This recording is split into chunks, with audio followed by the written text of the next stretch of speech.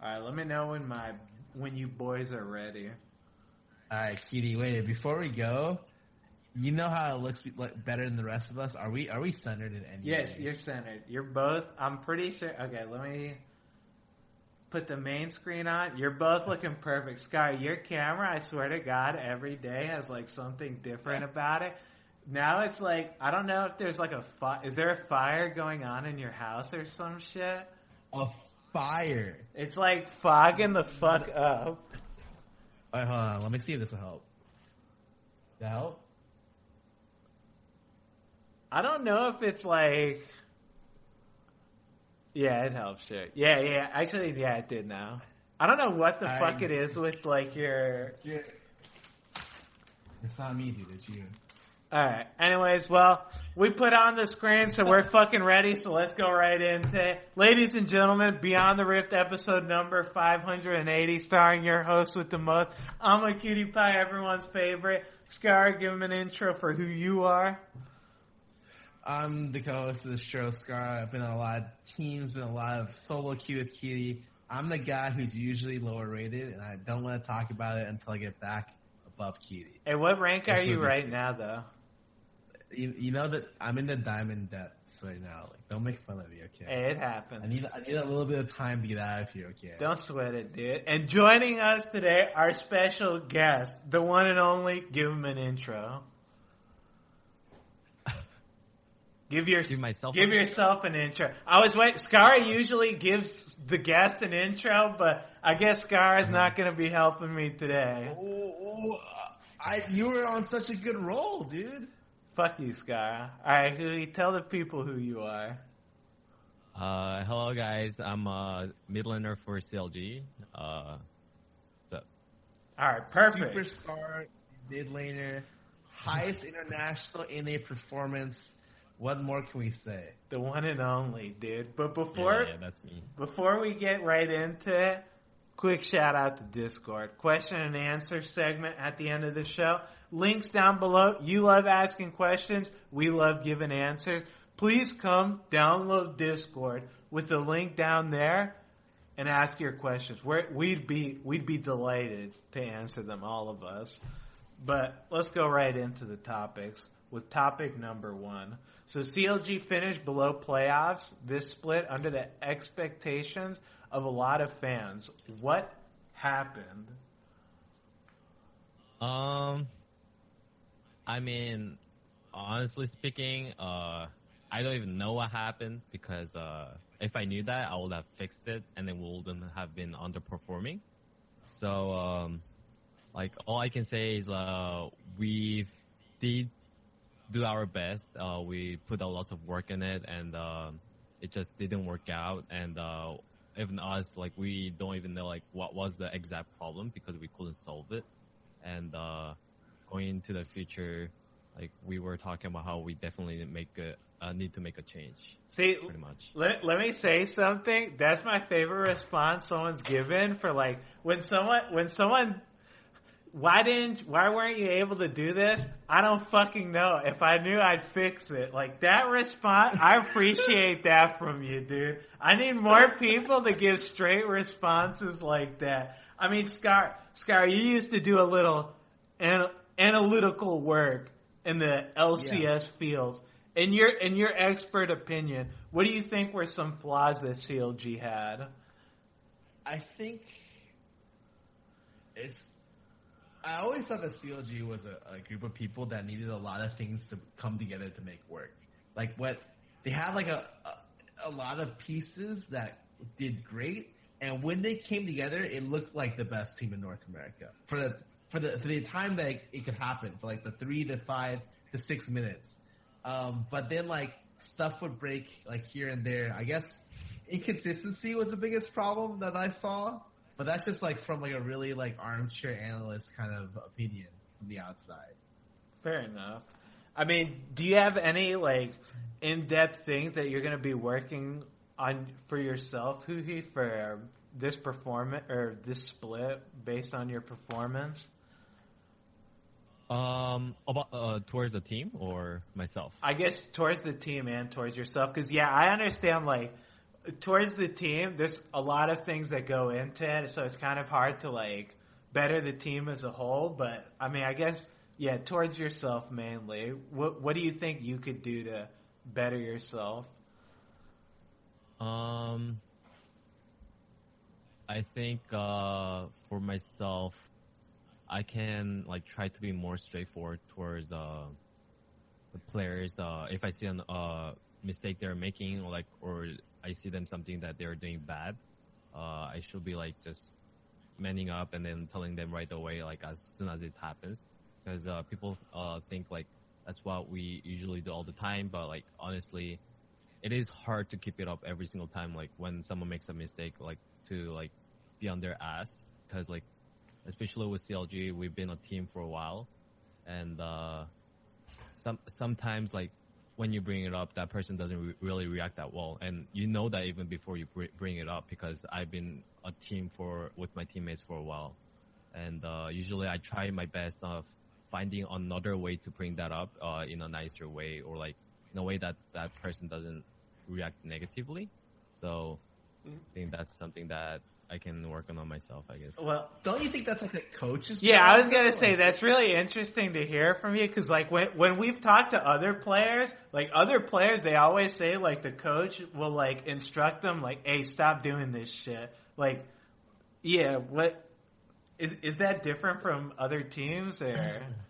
I mean, so that can be a coach job, but I think that can be like your team's job, right? Like, I'm just doing my best to win like my game and to win in tournaments. So it's not like I'm not like separating. This is my job. This is your job. Like you do your job.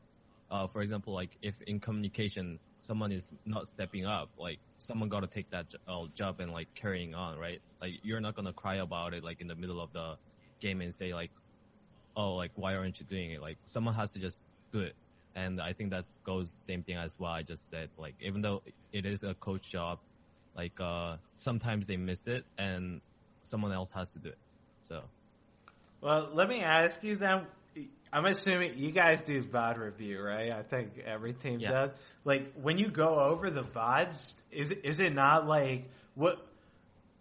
I haven't done VOD review in fucking forever, so you can educate me on this. But isn't the purpose of it to like go over like the mistakes, like like what happened here, like figuring out like, oh, we need to do this, like that kind of shit. Is it not like that, or I guess you can explain it a little bit.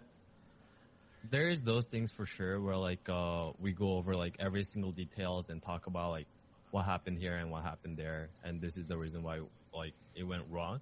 But I think recently, more of the time we spent the VOD review trying to get on the same page since Afro left, since he was the biggest like voice in the team.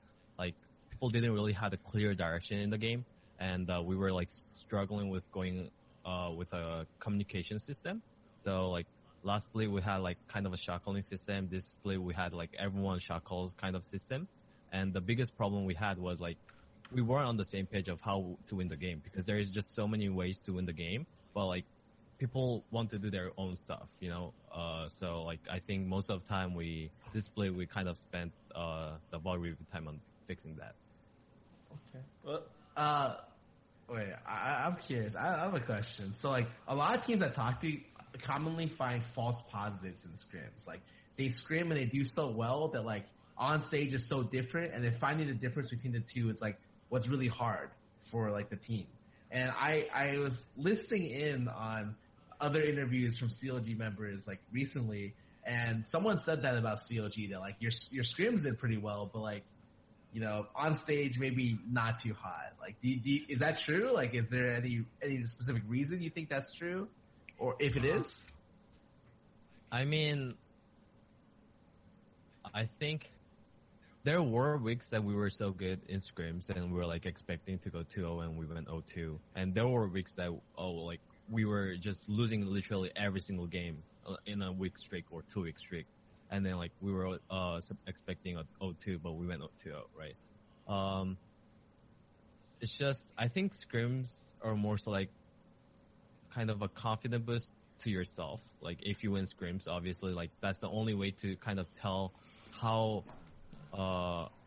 how to compare like with other teams. So like when you go to LCS, like if you win a lot of scrims, you're obviously more confident and expect to win. But I do think like people in scrims and on stage plays a lot differently, besides Team Liquid. So yeah. Let me ask you, because you talk about how your scrims, like you win all your scrims, then you lose on stage, you lose all your scrims, win on stage.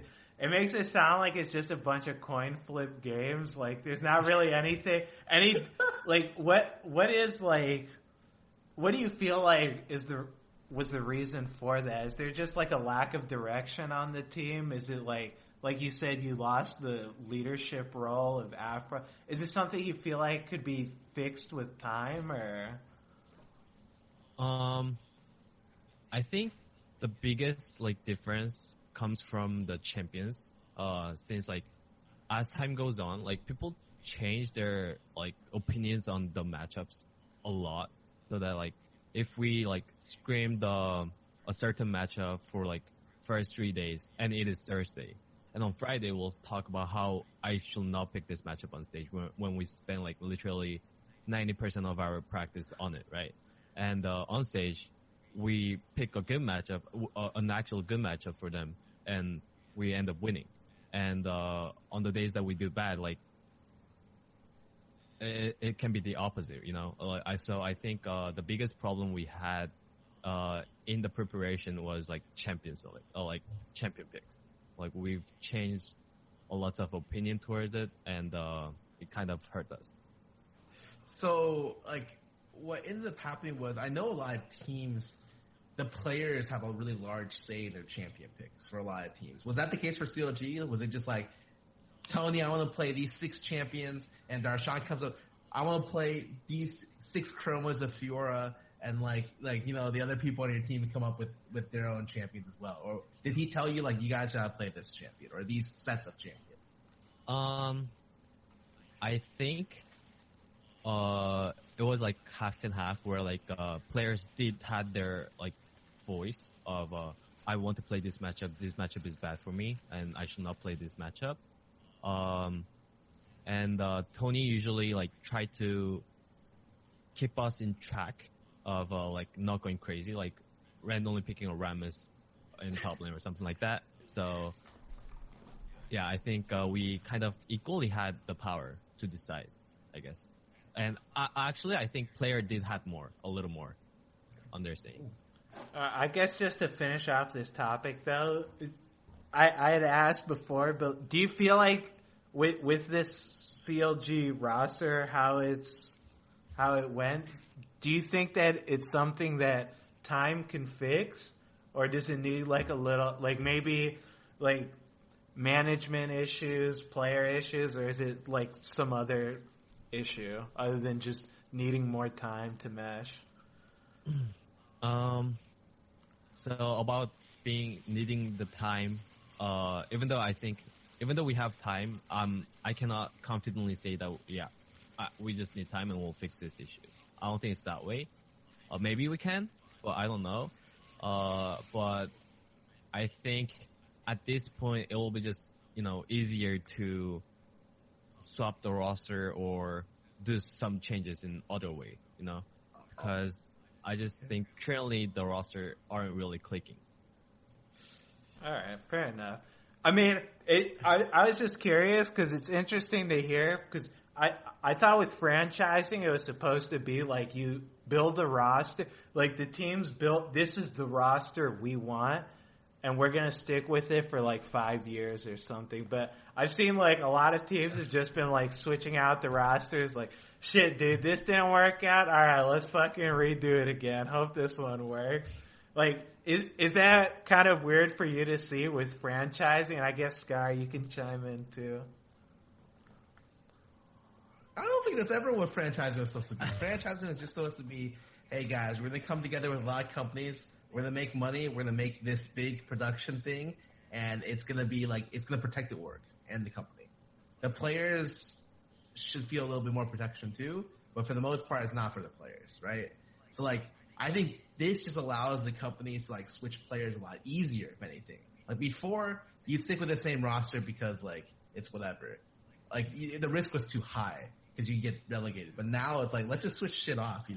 Hey Keith, come up on stage. Golden Glue, come up on stage. We got Wiggly on stage. We got like just bring on everyone. I think rosters were a lot more stagnant before franchising. Okay. Well, do you have anything to add to that, Huhi? Well, yeah, I think I didn't like view the franchising as like we're gonna like keep the same team for a longer time. I think, yeah, with this roster, like I think we put enough time, and for company like it makes sense for them that it haven't worked out for like I think 2 splits now, and for them they don't want to take another risk, I guess. Okay, let's go to the next topic then. So there's been a lot of community flack on you as a player, targeting everything from mechanical skill to consistency. What's your response to these statements? I think as a player, I have got a lot of criticism from the publics, and I think sometimes the first impression like matters a lot. So I think when I first started to play, I kind of had a bad impression to the public, and that's their perception now. And they just, whenever they see the same mistakes, they just kind of like go off on it. But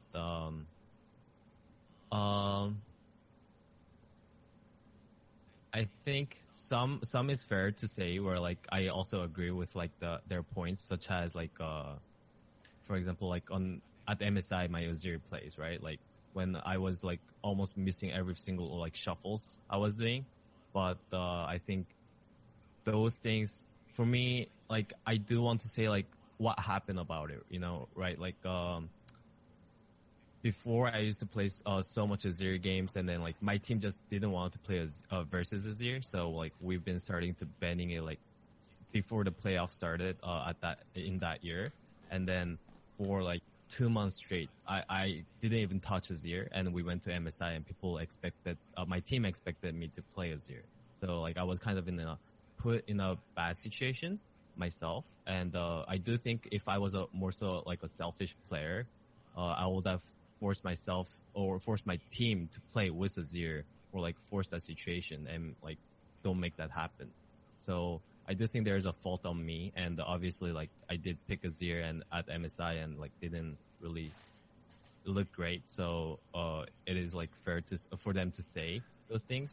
And recently I think the similar situation happened with Zoe, where like I think I was a really good Zoe player before, and like as a team we just didn't want to play versus Zoe like throughout the entire split, and then we decided to play Zoe again, stuff like that. So you're telling me it's because you're a team player, because your team's just like, you know what, I don't want to play against Zoe, and you don't want to fight them to say that you want to play it, so you're just okay like kind of letting everything go. Well, it's not like I don't fight it, like for example the Zoe one, like I've been telling them how like I really want to play Zoe, or like I have a lot of counters into Zoe, but that's why we did leave up Zoe in some of the like first LCS like few LCS games that we played. We even played versus Zoe, and we just got shit on. Like every single like vision control we tried to go, we just got shit on by Zoe. So after that, like I cannot really say much, like when they don't really know how to play versus Zoe, like we just gotta ban it, and I just took it for the team. Yeah.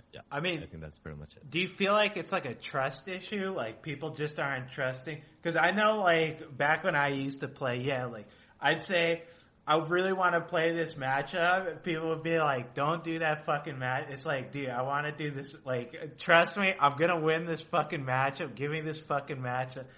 I can't imagine it's that intense with you guys, but do you feel like there is like trust issues?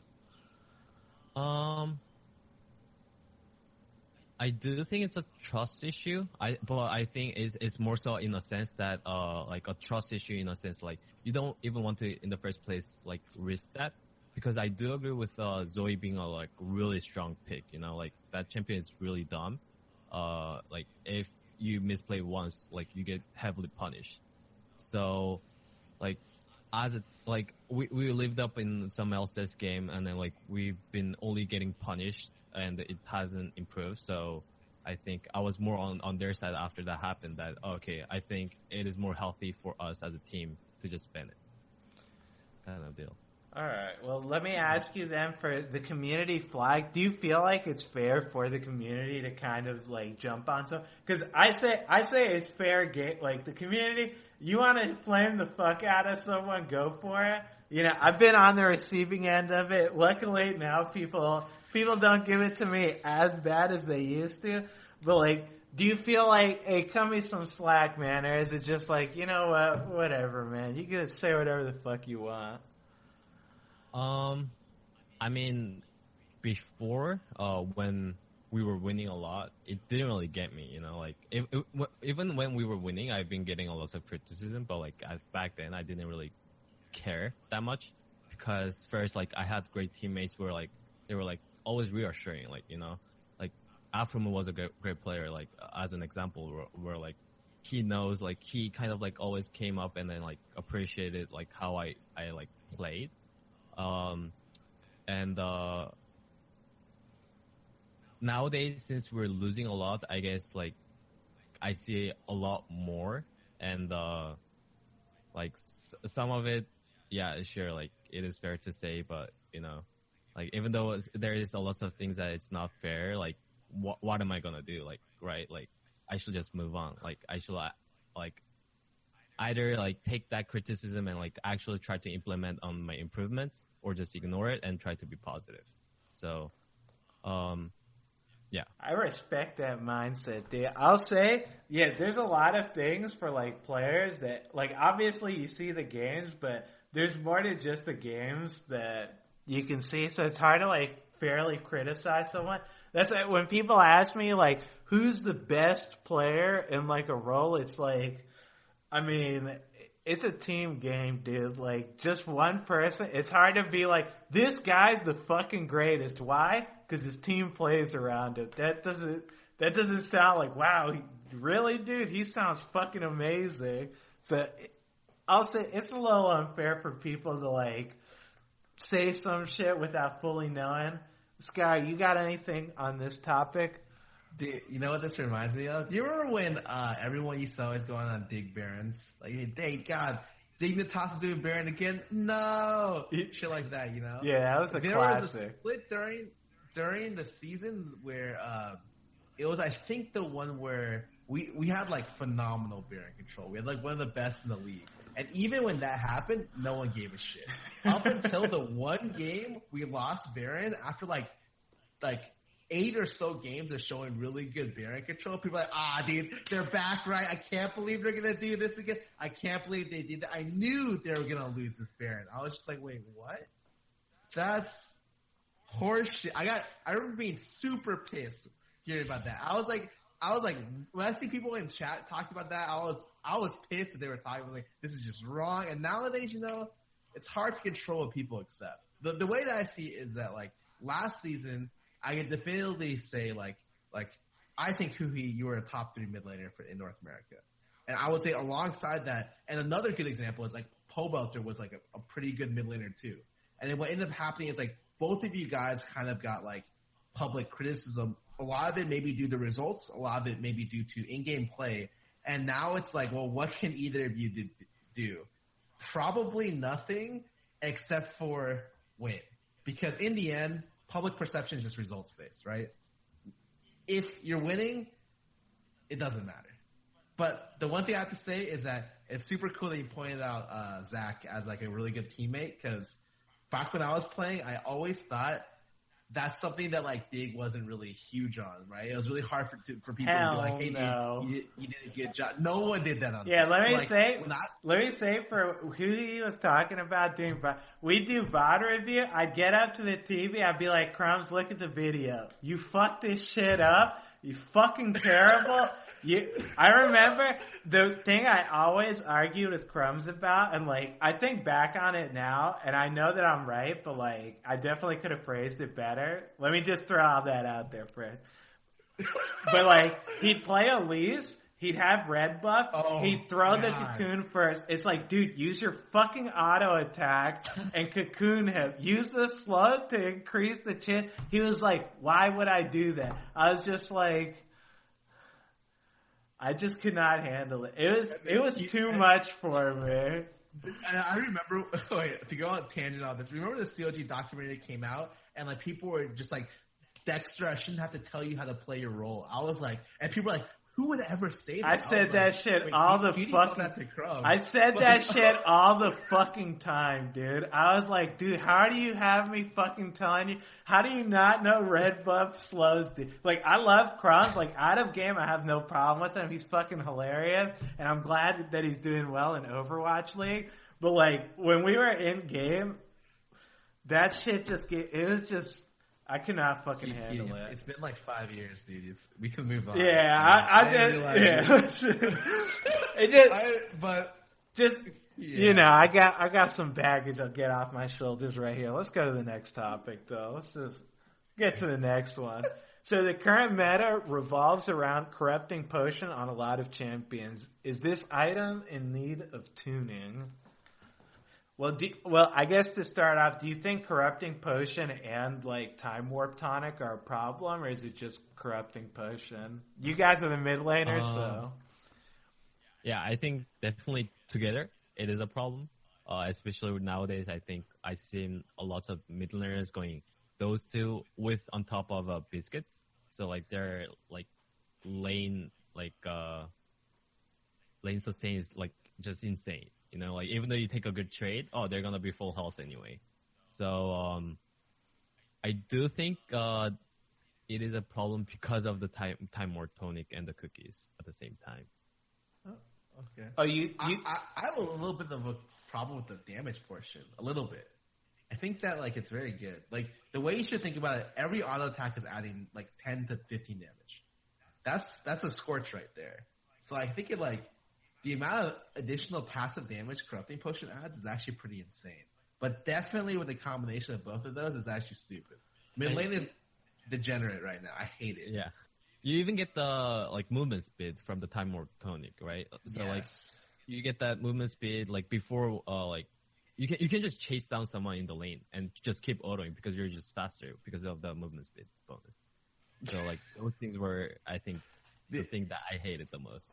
Dude, I'm telling you, at some point, I feel like this is gonna go bot lane. Like, Huhi, you're laughing it up right now. I'm telling you. You're like, I mean, some Swains run a Corrupting Potion with Time Warp Tonic. I used to do that also. Like, this was before people even mid lane were doing it. I don't think that they do it anymore, but like, I've experienced it. I've tried it out myself. I mean, I definitely think that is it really that bad? Because like.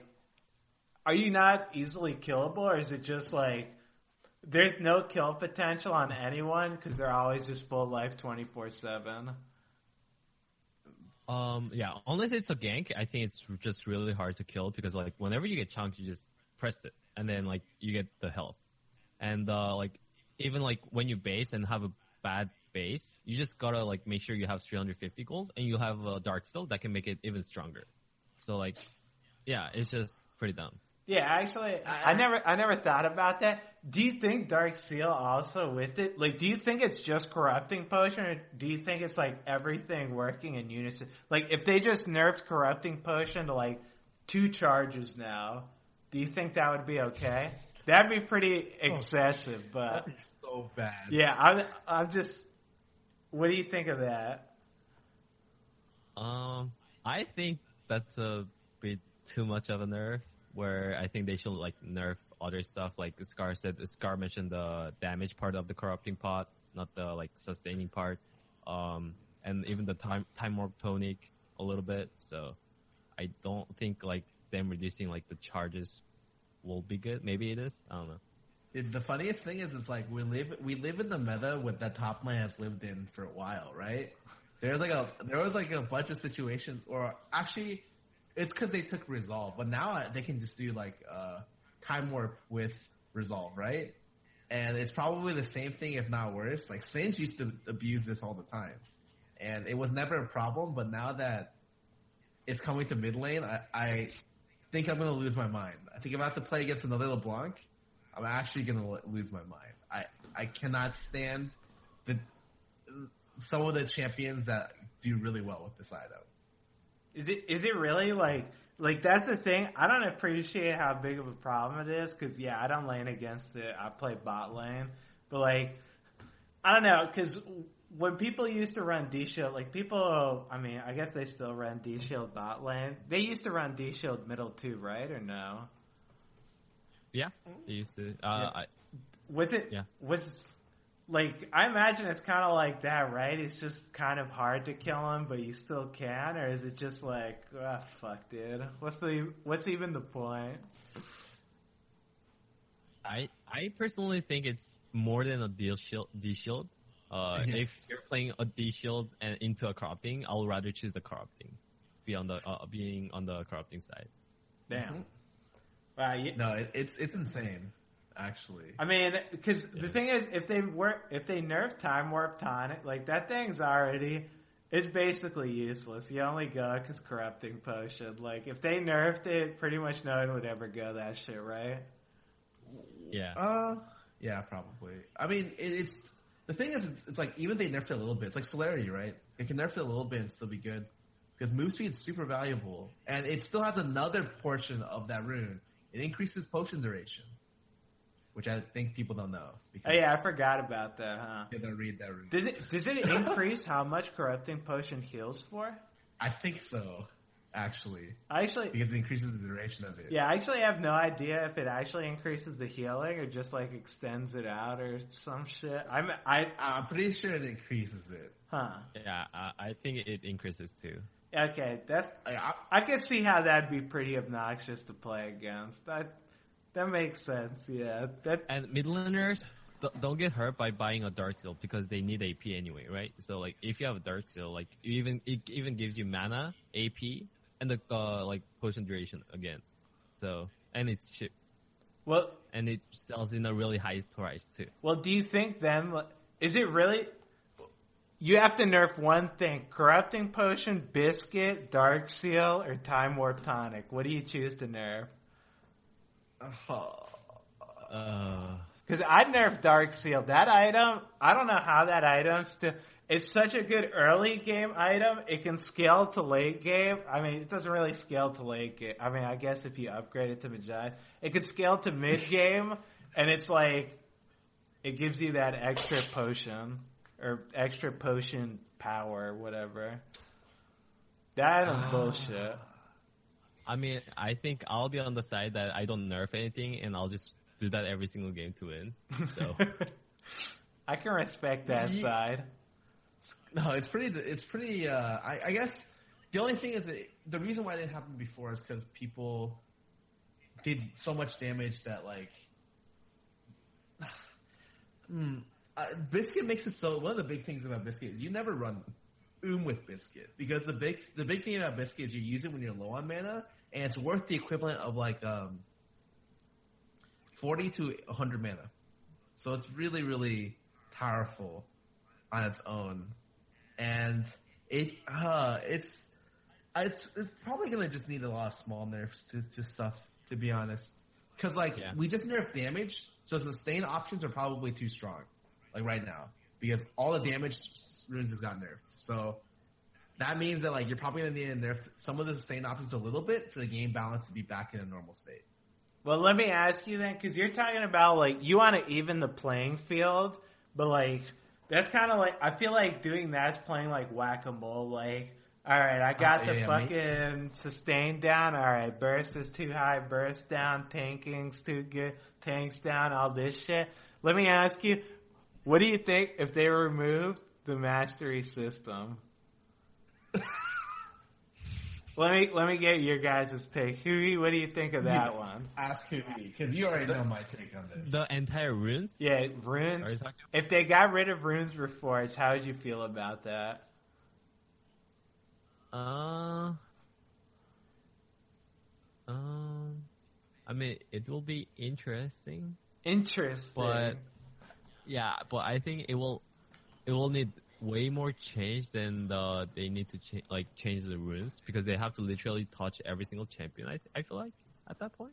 Yeah, probably. Because right now, like, yeah, you just gotta like kind of change the runes, and then like that will affect to almost every single champion. But if you just erase the runes, you have to deal with like how many champions is in league every single time. But like right now, you just got like there is some OPs, and you just gotta make sure that, like that's not overpowered, and like make sure like because runes in any champion you can use any runes that you want. So That's interesting that you say that though. Let me ask you. I want to pick your brain about this. You say if they remove the runes, you'd have to balance like all the champions, but you're saying like you can use runes as like a proxy of balancing all the champions to just like, all right, these mid laners, they all run fucking electrocute basically. You want to nerf mid lane? Nerf electrocute. Is that what you're saying that they basically can do? And do you think that's good or bad? I didn't mean it in that way. I don't know why I even said that. After you said that now. All right, well, let's go on to the next topic then. Shit. All right, well, Nick Allen, CEO of CLG, stated in a recent interview that removing your ex-coach Tony Gray was a change, and change was needed at the time. Were the players in agreement with this change? Let me start off by saying Nick Allen was a great guy. I loved him at IPL. If he's watching, hey, I love you, Nick. Huhi. What the? I just wanted to say I loved him at IPL 4. I think it was. He took us to the IPL studios, and we got to sign like on a wall. I think. All I know is, Cutie, every time you're about to flame someone or something, you always preface it with, but don't get me wrong, I really like this, but, and then you start like, you know. Yeah, I gotta make sure people know, dude, that I want them to know what side I'm on. You're flaming them? Okay. Alright, Huey, take it away. About the Tony. Yeah, I guess this is a more coach question, you know, like how do you think about like, was this like a team decision? Was it like the management decision? Like, were you guys okay with it? Or like, did you guys just think the season was over and it's whatever, it doesn't matter? Oh yeah. So I can start with, I guess, the storytelling. So we were just going to practice, you know, like, we have a facility and we have a separate house. So everyone like kind of commutes to the facility. So I went to the facility, and Tony wouldn't show up, where like he's always the first one that was there in our practice room. And then our meeting time was at 10, and he wouldn't show, and all the players were waiting. And then randomly, the management comes in and told us that Tony is not gonna be a part anymore. So like we were all shocked, you know, like I don't know, like maybe it's like other people knew, like I have no idea, but everyone was pretty much like shocked, and we didn't really like know what to say, but I think we kind of quickly thought about like what we can change, because like we cannot do anything about the Tony situation. It already happened. Like what are we gonna do? Like, so like we just talked about how, okay, Tony had like what Tony's job was basically. Like we talked about how Tony was like always helping us with the champion select and goals. So we gotta figure those two out as soon as possible. So like we just straight up went to the practice like with that mindset.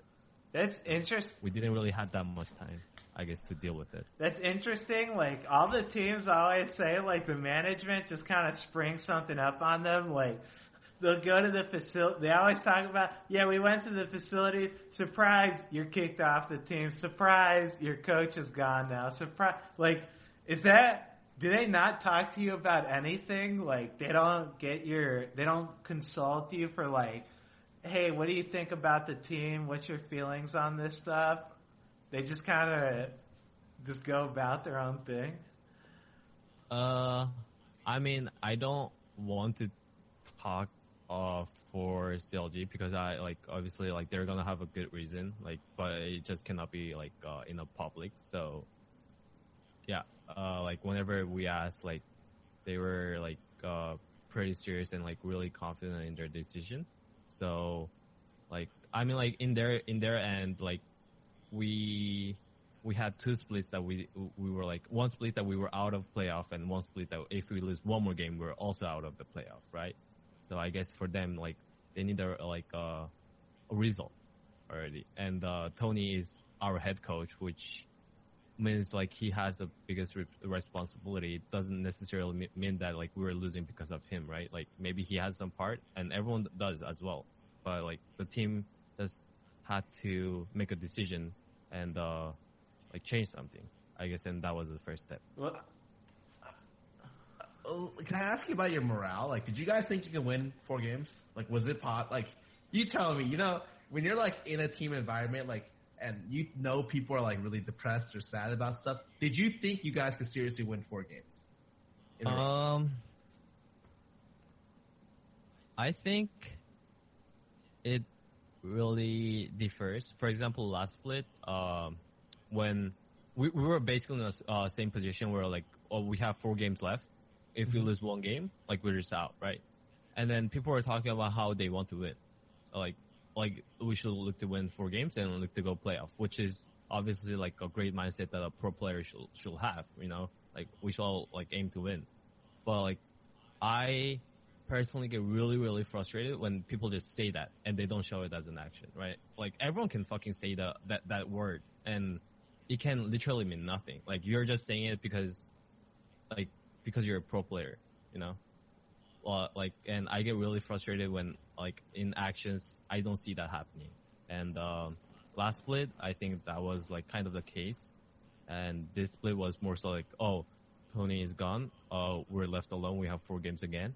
And since, like, Tony left, I think we kind of, that made us more, like, bond to each other. We're like, we got to figure out like more stuff. We got to figure out Champions Select. We got to put more works in it.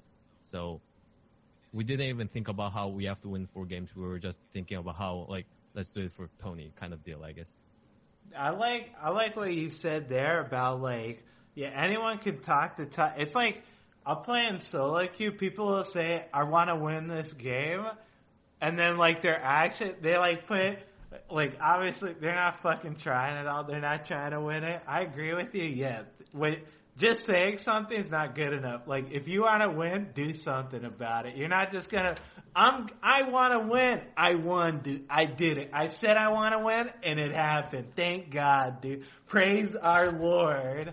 That kind of shit, I hate it. But let me ask you, for you personally, do you agree with the decision to get rid of Tony? Do you think that it was a good decision in your eyes?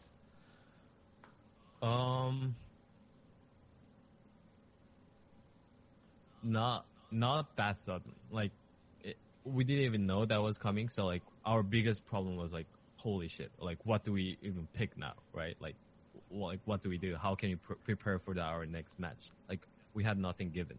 So I'll say like, maybe they could have took time like after the split was actually over, but I guess like they kind of wanted like a sudden big change so that like a random magic happens, I guess. Okay. So. I guess for my last question too on this topic, so you've been with CLG for how long have you been with CLG? I think 3 years. It's been 3, damn. Okay, so you've been with them before they were acquired by like, or not acquired, but they partnered with like the Madison Square Garden thing, right? Yeah. Do you feel like that's changed how CLG functions as a team? Like, does it feel different for you? Because I've always been curious how that is for like the team. Because obviously, I guess it's a great thing for like the management. They get more money and all that shit. But like, how is that for you? I mean, I think it's kind of like the same positive that the management gets. Like, we also get more money, like, because we just have more money. And like you can clearly see in like how now we have a facility compared to like a crappy team house before, where like we actually have a work space and like really clean like really like well done. You know, like our practice room is like kind of mocking the LC stage as well. Like the chairs are like the same thing and stuff like that. So like I just see a lot of like pros on like the on partying with Madison Square Garden, and about like what changed, I'm not really sure because like even though like we are partnered with them, like I still work with the same people, you know, like it's not like Madison Square Garden sent this person and I have to work with that person and that person is changing literally everything that I'm doing, right? It didn't really do it that way. So Okay.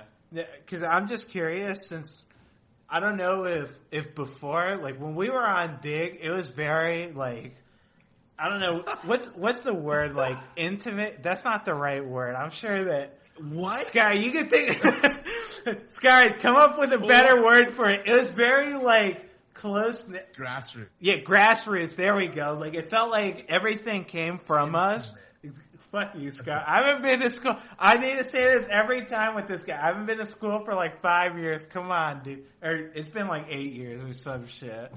I don't know big boy words. But yeah, it felt like everything came from it. Like our manager, Odie, would talk to us. He'd be like, what do you need to see changed on the team? Like he'd talk to each of us. I don't know if like CLG was like that before or if now management just handles all that stuff and you just focus on playing like I think it's still the both where like the management will obviously have the final say to go because they'll always have like more power. Like we're like recruit, like we're their employers, right? Basically. So like for them they'll also ask our opinions of like what we think about the team, like what needs to be changed, but it doesn't necessarily mean that they will always do like whatever we say. Because on their end, they just gather the information throughout all the players or like all the staff that they have, and then like try to make the best decision out of it. okay. All right, fair enough then. Let's go to the next topic.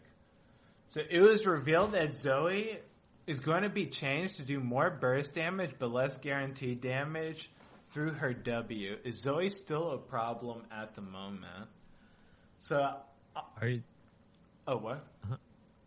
Is that a problem like after the change or like right now? I think right now, yeah. I guess I'll. Yeah, you can start. Yeah, I'll start off by saying I don't really feel like Zoe's that much of a problem now. Like I'll see her every now and then, but she's not nearly as fucking ridiculous. Maybe people have gotten better against her. Maybe, I mean, the like thousands of nerfs they've already did on her were enough. I'm not 100% sure because I'll be honest. Like most of the time, I'll watch people play Zoe. They're pretty fucking bad at her, but it didn't matter before because like the champion was so fucking broken. I'm not 100% sure since I don't play mid lane. I've never like laned against her, so I don't know if her laning is like disgusting or something like that. So I guess you can take it from here, Huhi. I think Zoe had a lot of nerf. Like when it first came out, like you can literally grab TP by luck, you know, like in a row, basically. So like those things were like literally, it doesn't really make sense. And like they nerfed that, they nerfed the damage, and I think before the current one, like people were started to max her W, and then the second, and then like it will just do so much damage even though you're missing every single spell by just using her W passive. And if they're nerfing that, I think it will be in a pretty like good place. I wouldn't say she'll be bad. I think she'll be still like, strong because of her like sleep and poke that the long range poke that she has. So I think right now can be like maybe a little overpowered, but I don't think it's like way too like broken like you're saying. Wait, I'm just curious. Like, what do you think of the mid lane meta right now? The champion. Like, what do you think are the best champions in the game? That, like, I guess Zoe included for mid lane. I think it's right now it's more so towards like the long range carries. It's been always a thing. Like whenever it goes towards the playoff and worlds, you know, like everyone just randomly started picking long range. Like people started to pick Azir. People always been picking like Syndra, like stuff like that. You know, like because it's more safe, it's more like guaranteed damage, and late game carry. So I think right now, like at least in pro scene, like it's kind of like going towards like the long range carry. Besides like champions such as the Kali, that is just really strong, and people don't really know how to exactly play it versus it. Really. Do you think Akali's broken? We had Whippo. He said that shit's broken as hell. You think she's broken? I do think she's really strong. She has like a lot of kill pressure. Like even though you're full health and since she has ignite and she's level 6, you feel like you can just die anytime you misstep, as in like versus a Kali. So in that sense, I think she's really strong. But in team fights, like I think she gets like way weaker because like I've been living up a lot of Akali in scrims and like founding a lot of success like in team fights. So I think she has her strengths and she has her weakness clearly. Okay. And for just one more thing on the Zoe, you know that they're changing her sleep, right? The way it works on the PB. How does it work? They're changing it so it no longer leaves like a trap. So now it's just like a Xerath E. Oh. Mm-hmm. Do you think that they're not giving her? They're not giving her like any buff. No, the E is gonna do more damage. Like actually a lot more damage. So like they removed damage from her W and they made made it so her E doesn't have a trap anymore, but all of her damage is on her E and her Q now. Oh. She's actually a one-shot champion if you hit someone with E into Q. That sounds interesting. Let me say, whenever someone says that sounds interesting in their head, what they're basically saying is fucking awful. What do you really feel? Do you think that's good or bad? Because I think it's interesting. I've always looked at Zoe like a better Xerath. Like, okay. I think Zoe's always just been what Xerath wishes he could be. If Xerath was released in 2018, that's what he'd look like. So. No. I think it's two really different champions. I think I like Zoe personally a lot more because like compared to Azir or like Xerath, like it feels like you have so much more like utility and mobility. Like you're just so fast whenever you use your spell because of her double. Yeah, that's bullshit. Yeah, that's just not fair. What the fuck, dude? That's why I'm telling you. I play Xerath into Zoe. It'd be. Okay, like, she gets 60% movement speed. What do I get? My fucking Q that, like, has 0% chance to fucking hit her. I mean, I think that they are different champions, but I do think that it's a weird way that they're I mean, I don't think it's weird, but, yeah, because you think she's going to be a little more, like, Xerath now, right? Because it's basically just like you need to land your E to do anything. Just like with Xerath, if you don't land your E, you're probably not going to kill anything. I mean, maybe you'll kill someone, but yeah. Yeah. I do think the E change is gonna change like a lot of like how people played her. Like now, like E spell is gonna be so much more important, but I think I would have like to see like them changing the W a little more and not her E, like W in terms of like maybe like you can only grab like actually having a cooldown on the grabbing the spell and using it, stuff like that. Because right now like it's just so dumb. Like in lane, if you already grabbed a spell and there's another minion that has a spell and you're killing it and you can just literally all in and basically you have a 4 summoner spell, and on top of that. You can have like 5 or 6 because enemy is gonna use their spells too, right? So it just does so much more damage and you just have so much more power. So let me ask you just one more thing then on this topic. I saw someone suggested. I thought this was a really good idea, but someone suggested making her W her ulti and her ulti her W. What do you think of that? If that had happened, if that happened.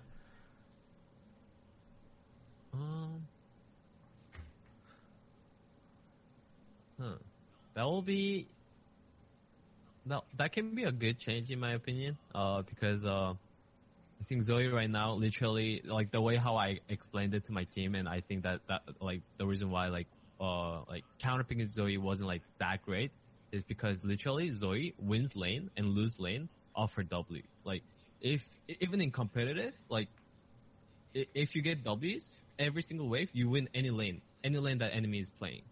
And if you don't get any W, like you can lose every lane that you're playing, even into anchors.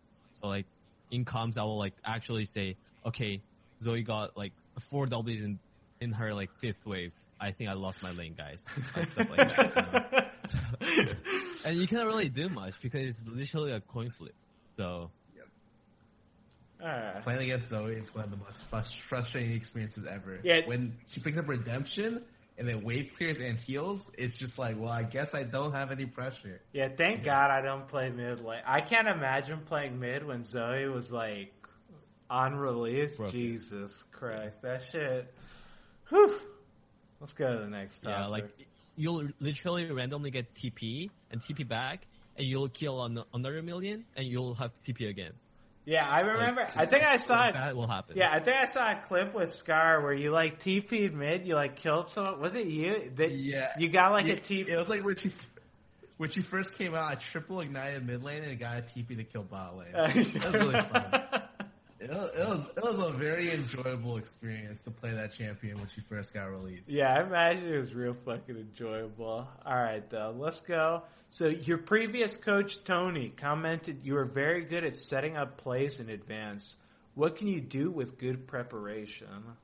All right, let me fill QD in on this, and maybe you in on this as well. So I talked to Tony the other day, and he told me that you were one of the best players he's ever worked with at thinking very far in advance. So like a good example is like you're the type.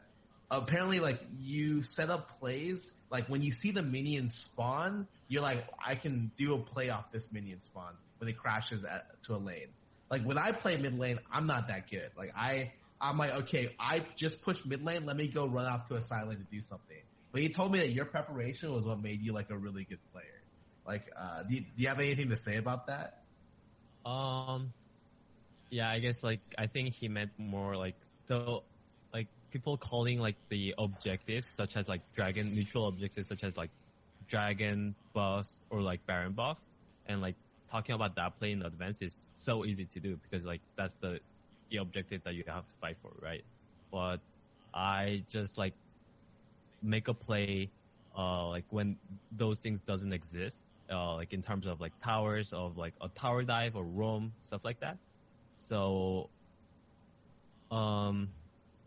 I think with that preparation, I just get a lot of advantage because I think League is a reactive game. You basically react what enemy is doing.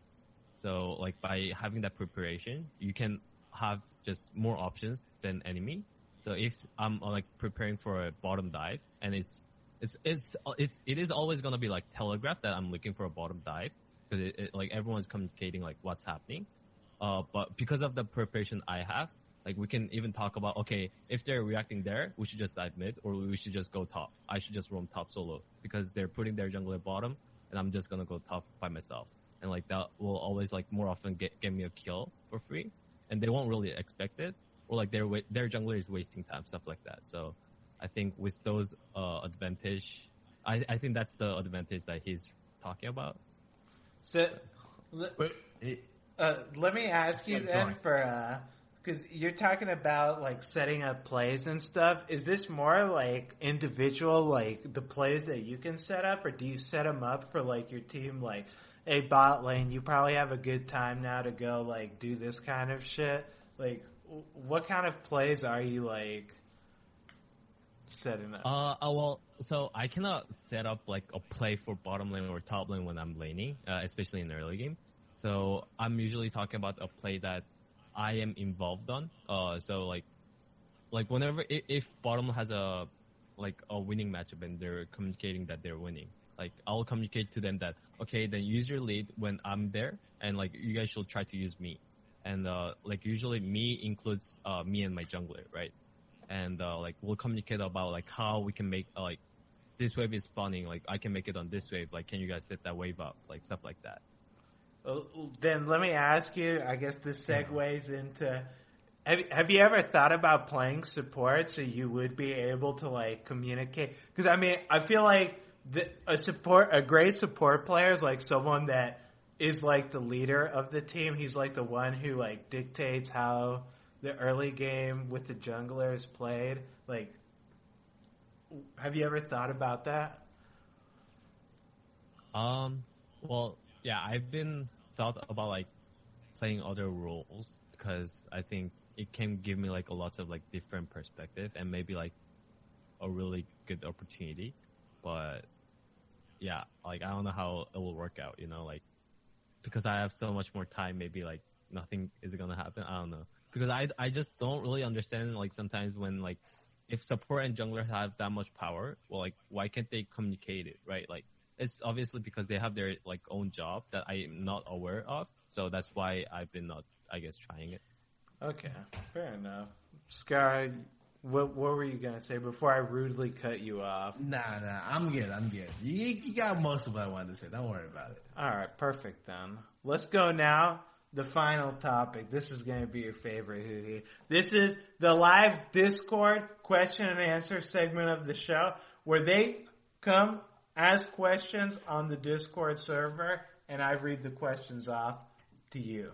So let's start off with an easy one, dude. Oreo3295 wants to know, why didn't Huhi break out his patent Aurelion Soul the last game of the split? And I guess I'll add on to that. Do you think your best champion is because people praise you for your Aurelion Soul, like you're the greatest Aurelion Soul. Like, what do you think of your Aurelion Soul?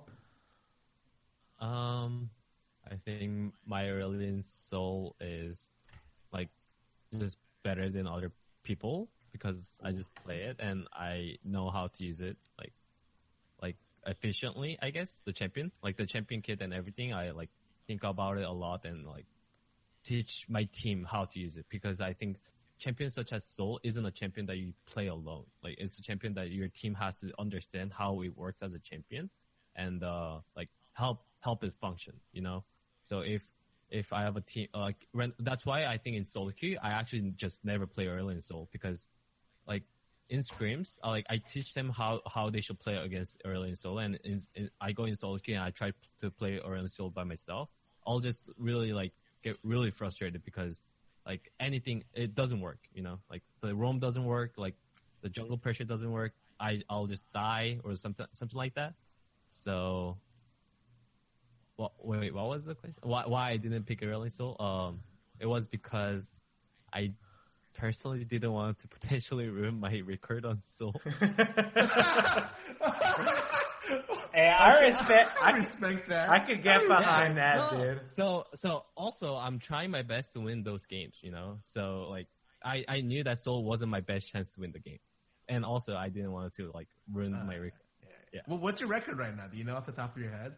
I don't know, but I just want to have a, maybe one like less loss potentially. Hey, I can respect that, dude. I respect that. Yeah. My man Mac G wants to know, what's your take about NA solo queue compared to other regions and the Febby thread? Have you read the Fabivin thread? The which thread? It's like Fabivin has like a mental breakdown in solo queue. Mm-hmm. Oh no, I haven't read that. All right, he basically he just starts going.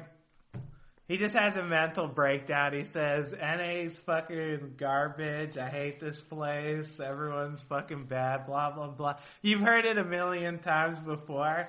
What's your take on that as like a pro player that plays solo queue? And how do you think NA compares to other regions in terms of solo queue? If I compare with other regions first, I think correct me if I'm wrong, but I do think NA is the highest ping region out of every country. So especially compared to Korea, like Korea has 8 ping, so literally you can like play like you scream, so everyone's mechanics just looks better. And in NA, like everyone has different pings based on where they're living. So I think there's those like, I guess, mechanical advantage that they'll naturally have based on where they're living. But besides that, like when people say NA solo queue is so troll, Um, I don't think it's that troll compared to other regions. Like, yeah, like even in Korea, there's so many toxic players. When I played in Korea, there's just so many troll and toxic players that like they'll like really flame each other, and like it will be not fun to play. And in NA, it's basically the same. You know, like there's those players. There's also players that like really enjoy the game and try to win the game. So I think it's just on you, like on yourself, on myself, that to change that, I guess.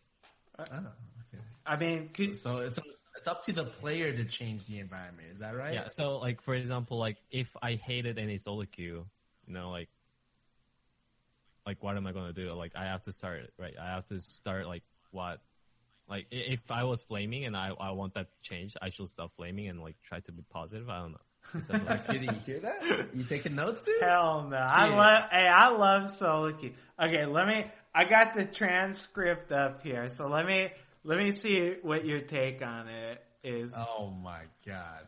No, it's not that bad. It's just no one cares. Enemy Draven running it down. Pro players can't troll in solo queue because they have to be an example. Then he starts spamming exclamation points. I wonder how some people from NA play this game all day. Everyone hates this game. Do you hate this game? Me? Yeah. I like this game. You like this game. That's a strong... You didn't say love. Yeah, you didn't say love. Yeah, I didn't say love because I loved it until today. I played like 10 games and I lost 9. I know that feeling, But, dude. Don't worry. like, even though I lose, you know, like, so when I was playing and I was losing like 9 games, like I actually realized that, oh, I still really enjoy playing the game. Like when people say like, oh my god, NA solo queue is so troll, and I'm like my jungler is so bad and that's why I'm inting. Like that doesn't really make sense to me, I guess, because if I'm inting, it's my bad, you know. So. But let me ask you, if you're inting, is it ever your jungler's fault? Ever? Well, so there is your jungler fault. Like there is gonna be, but there like what's truth is there is always gonna be your fault. Like if you died, there is always gonna be your part. And even in solo queue, if you try to blame others, that's how like the fight starts, and that's how like flame starts. So I don't personally really like doing it, and I'll like if I die and like I know for sure that if this was a scrim or like if I had communication with jungler, like this game was won because he covered me there. Like I died, but instead I died because like he didn't know. Like I'll just think about, oh shit, I guess like I should not play in that mindset. I have to change my mindset. Like I have to basically play myself and a little selfishly. I don't know. Like that. I can respect. Kitty, take out the notebook, dude. I'm saying this man, you need to to be playing more solo queue, because if you play enough solo queue, that's the mindset I had at first. I dropped that shit real fast, dude. That mindset, that shit don't help with solo queue. But let's go. Oberon's tells us, he's just letting us know. I went and tested Corrupting Potion Time Warp Tonic. It does extend the heal by around 30-ish more, and the Dark Seal, it heals for around 200 health. So you have 600 healing from Corrupting Potion. Whew. That's a lot of healing. I like Feels that. good. That definitely, I could see that being a little excessive. You know, now that... I bet you're gonna pull it in the bottom lane now. Yeah, definitely Yeah, dude, not. Kitty, I'm telling you, when you play against Vel'Koz support, start playing Corrupting Potion. You think so? I'm telling you. Yeah. Dude, do it with Time War Time. Tell me how it is. I'm telling you, you don't like it. I'm Since you were not in playoff, like I've seen in scrims like that. Trevor was running that. Like he was telling me that it's good. I'm like, okay. Like at first it sounded troll, but like I realized, oh, like it actually sounds good, you know. I mean, people take it on Poke Varus, but I don't know about taking it on anything else. Definitely. Oh yeah, I think he took it when he was playing Varus. Yeah, I think that's common on Varus. I don't know about taking it on anything else. That might be a little excessive. I'll definitely put that on my things to attempt. But give it a try. You'd be surprised by the corrupting damage. I promise you. all right, I'll definitely give it a try. Let's get one more. Question. So Oberon's. Oh, he asked another one. We'll end it off of this. Do you see CLG changing now that you are an NA player? So you have more open import slots. I mean, I don't think me having the one more open slot matters. I think even Nick already said in an interview that CLG is gonna change something in the future. I don't think anyone really know what that change is actually gonna be currently. So, but I think for sure there's gonna be a change since even our CEO said it. What would in your ideal world? What would be the team that you'd play on? Construct me this is the Huhi team. These 4 players plus Huhi win world championships.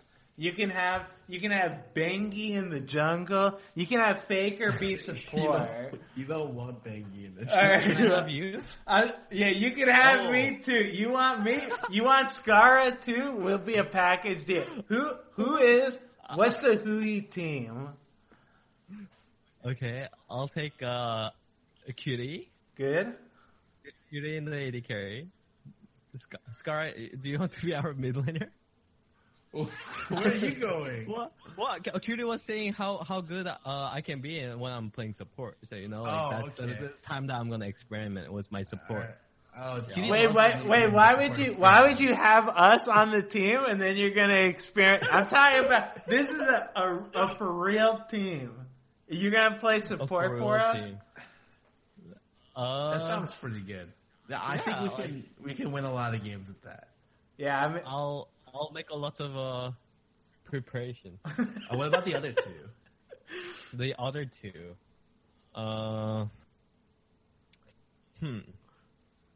what do we need? Do we need carry potential? We have enough carry potential. We need a tank player.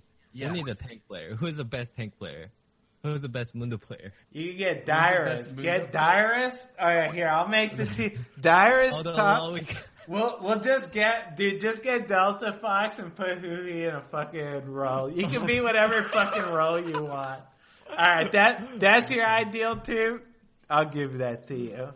That sounds like a fucking terrible team, but yes, I'm gonna trust your preparation on that. Yeah. But anyways, that's going to be it for Beyond the Rift, episode number 580. I want to thank everyone for joining us today. I want to thank our special guest, Huhi, for coming on. Thank you for taking some time out of your day. Huhi, if the people want more of you, where can they get you?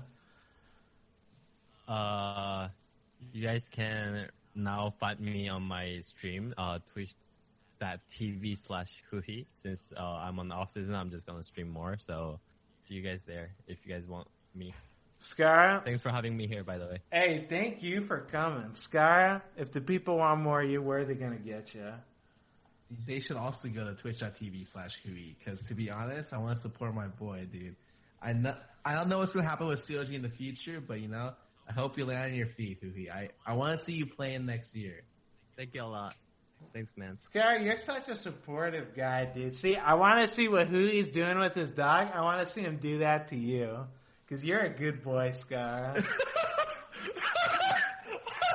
But up the street. Now, I got to give my spiel, dude. You know where to find me for PDT every Thursday, Beyond the Rift. Be there, be square. That's going to be it for Beyond the Rift. Hope you have a good rest of your day, everyone. See you later. Have a good day.